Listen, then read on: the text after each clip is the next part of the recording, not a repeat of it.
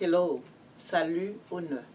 My name is Marie Fouché. Today's book on Marika's bookshelf is based on Who Will Be My Mother by Joy Crowley, published in 1983. When mothership dies, Lem must find a new mother. Who will it be? Let's listen to the Creole story.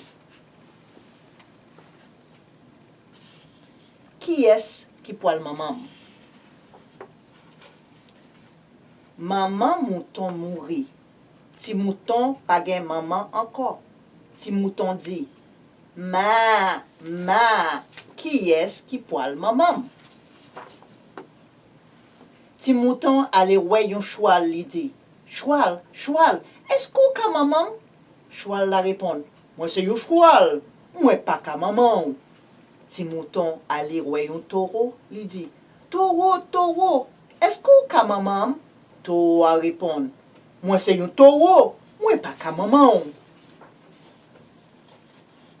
Ti mouton ale wè yon lapin li di, lapin, est-ce qu'on ka maman? Lapin répond, moi c'est yon lapin, moi pas ka maman. Ti mouton ale wè yon poule, li di, maman poule, est-ce qu'on ka maman? Maman poule répond, moi c'est yon maman poule, moi pas ka maman. Ti mouton ale wè yon ti garçon, li di, ti garçon, est-ce qu'on ka maman? Ti garçon répond, moi c'est yon ti garçon, moi pas ka maman. Ti mouton criait, ma. Ti garçon dit, c'est bon, moi pas le maman.